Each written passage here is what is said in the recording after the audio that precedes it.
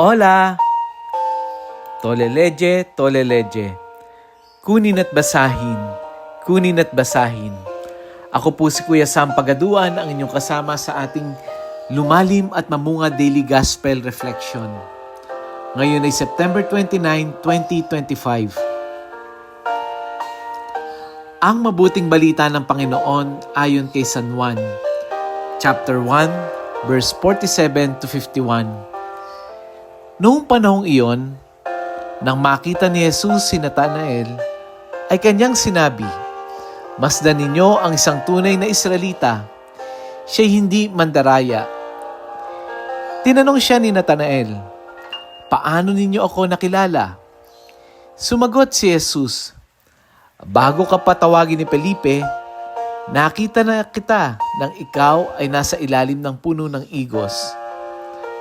"Rabay, kayo po ang anak ng Diyos, kayo ang hari ng Israel," wika ni Natanael.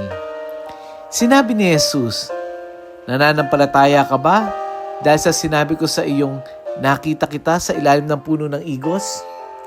Makakakita ka ng mga bagay na higit kaysa rito." At sinabi niya sa lahat, "Tandaan ninyo, makikita ninyong bukas ang langit at ang mga anghel ng Diyos ay manhik manaog sa kinaroroonan ng anak ng tao." Ang mabuting balita ng Panginoon. Pinupuri ka namin, Panginoong Hesukristo. Narito ang isang tunay na Israelita, hindi siya mandaraya. Ito ang description ni Jesus kay Natanael. Kaya't nabigla si Natanael at nagtanong kung paano siya nakilala ni Jesus. Ano ang sabi ni Jesus? "Bago ka pa tawagin ni Felipe, nakita na kita nang ikaw ay nasa ilalim ng puno ng igos." Puno ng igos. Ang puno ng igos, sa tradisyon ng mga Hudyo, ito yung isang lugar ng pagninilay at panalangin.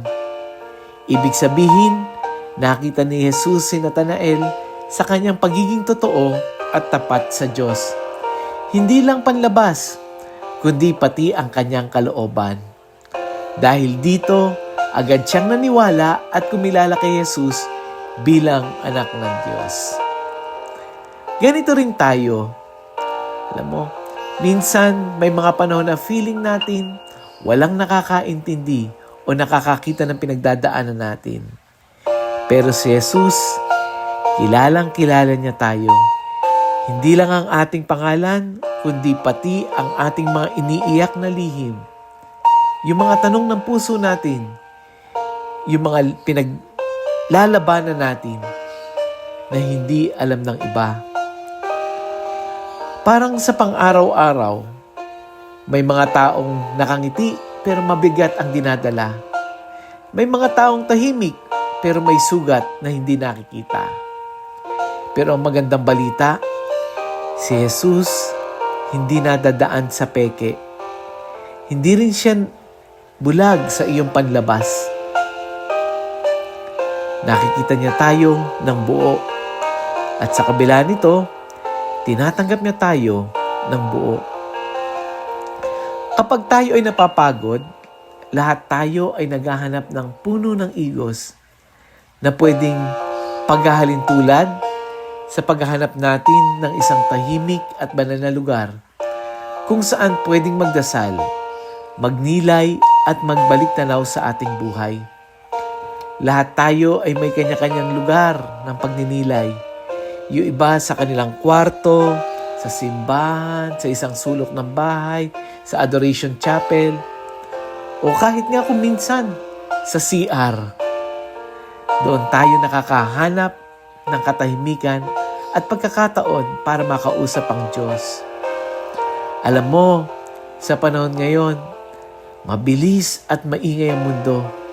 Kaya mahalaga na meron tayong ganitong venue to rediscover ourselves. Isang lugar kung saan pwedeng linisin ang isip at damdamin at muling tuklasin ang tunay na layunin ng ating buhay. Alam niyo po, dito sa Lumalim at Mamunga, this coming October, ito yung project natin. Lalo na ito yung isang nag-create tayo ng isang venue, no? Para sa ganitong karanasan. Isang event ng pagninilay at pagbabalik loob. Kaya nga ang iniisip kong title dito, Graceful Aging. Punong-puno ng biyaya habang nagkakaedad. Unahin ko na po muna. Ito ay particular na idinisenyo natin para sa ating mga nagkakaedad. Na upang sa halip na maramdaman natin na matapos ang kanilang paglalakbay, ma-realize nila na may mas malalim at makabulong yugto pa na inihanda ang Diyos para sa kanila. Tulad ni Nathaniel na muling nakatagpo ng kanyang purpose sa ilalim ng puno ng igos, nais din nating tulungan ang ating mga nakatatanda na muling matuklasan ang kanilang kahulugan, misyon at kagalakan sa piling ng Diyos. Hintayin po natin yung announcement na to this coming October. Let us pray. Lord, Monday na Monday. Monday na Monday pero ang dami naming iniisip. Ang bigat ng aming kalooban. Salamat na lang at dahil kilalang-kilala mo kami, wala kaming maitatago sa iyo. Ang aming sugat, ang aming kahinaan, ang aming mga lihim na panalangin. Salamat dahil sa kabila nito, tinanggap mo kami ng buo at patuloy mo pinapakita ang iyong pagmamahal. Turuan mo kaming maging tapat, una sa iyo at pangalawa sa aming kapwa. Gawin mo kaming saksi ng katapatan at kabutihan sa araw-araw naming pamumuhay. Amen. Mga kaibigan, share natin ang gospel for today. Maraming tao naghahanap ng puno ng igos. Share natin ito sa ating mga GC, sa ating kapamilya, kaibigan, kaklasmate, kamag-anak, kahit na nasa abroad. Buhay ang salita ng Diyos. Makakapagdulot ito ng kapahingahan sa bawat isa. Muli, ako po si Kuya Sam Pagaduan, ang inyong kasama. Laging nagpapaalala, halina, tayo ay lumalim at mamunga.